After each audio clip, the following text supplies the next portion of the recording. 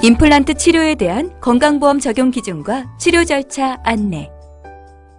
안녕하십니까? 본 동영상은 건강보험을 적용하여 임플란트 치료를 받으려는 환자와 보호자분들께 보험급여의 적용 기준과 치료 절차에 대해 설명드리기 위해 제작되었습니다.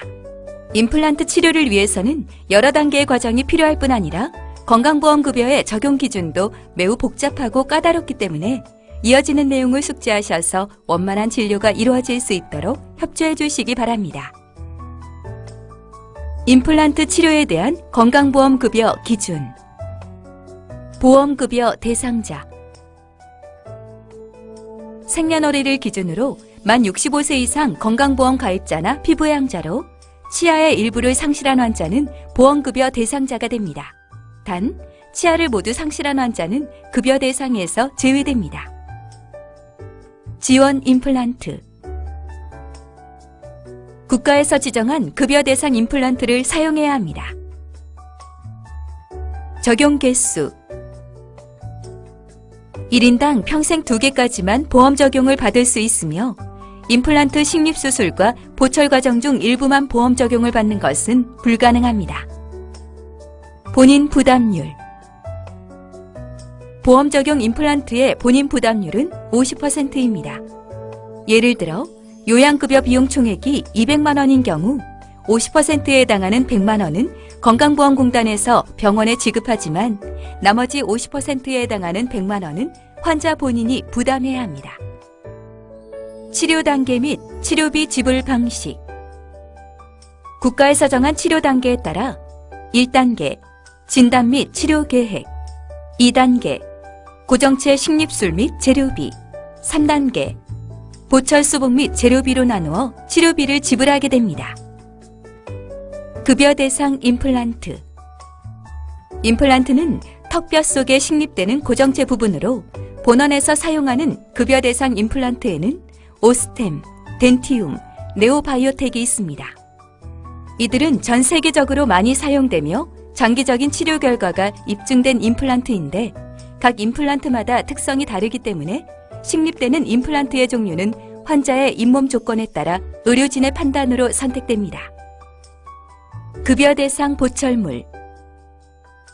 보철물은 임플란트에 결합되는 지대주와 지대주 고정 나사, 그리고 크라운으로 구성됩니다.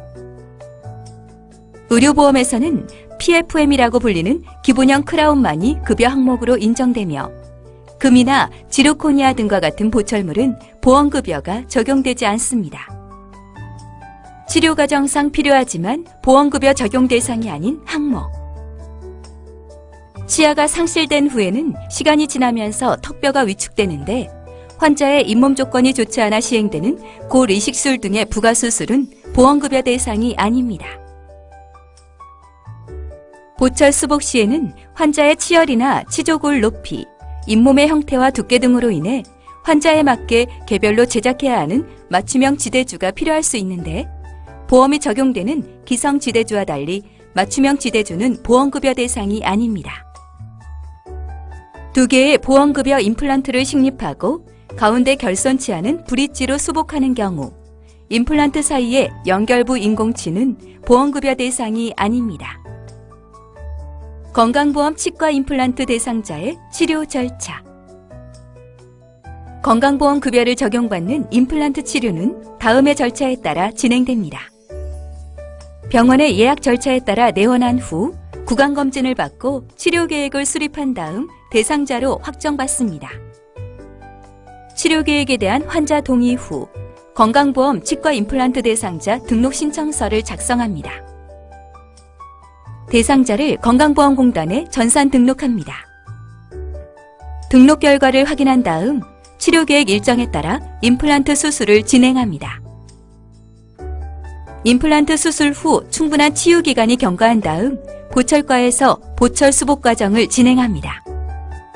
참고로 수술 및 보철 치료 일정은 각 진료과의 일정에 따라 진행되는데 진료 환자가 많을 경우에는 원하시는 진료 일정보다 지체될 수 있습니다. 임플란트 치료 완료 후 조정 기간. 보철물 장착 후 3개월은 점검 기간이므로 진찰료만 부담하시면 됩니다. 하지만 점검 기간 이후에 보철 수복물과 관련하여 수행되는 다음의 처치들은 보험급여 대상이 아닙니다. 여기에는 지대주 나사가 풀리거나 파절되어 나사를 조이거나 교체하는 경우, 보철물 상의 지대주 나사 구멍을 메우는 치료, 보철물의 도제가 파절되어 보철물을 제거한 후 수리하거나 재제작하는 경우, 지대주가 파절되어 보철물을 재제작하는 경우, 인접 치아 사이에 음식물 끼임 현상이 발생하여 인접면에 재료를 첨가하거나 보철물을 재제작하는 경우 등이 있습니다. 그 밖에도 보철물 탈락에 따른 재접착, 보철물 외형 조정 또는 구강의 세정을 위한 보철물 제거 및 재장착 등은 보험급여 대상에 해당하지 않습니다.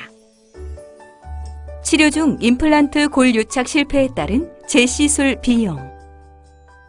통계에 의하면 식립된 임플란트의 약 5%는 임플란트와 주변골이 잘 유착되지 않아 빠질 수 있는데, 이러한 골 유착 실패에 따른 재시술 비용은 국가에서 정한 기준에 따라 2단계 식립비용의 50%와 고정체 재료대를 합한 금액의 50%에 해당하는 본인 부담금을 환자가 지불하게 됩니다. 치료 진행 중 치료비 환불 또는 병원 변경.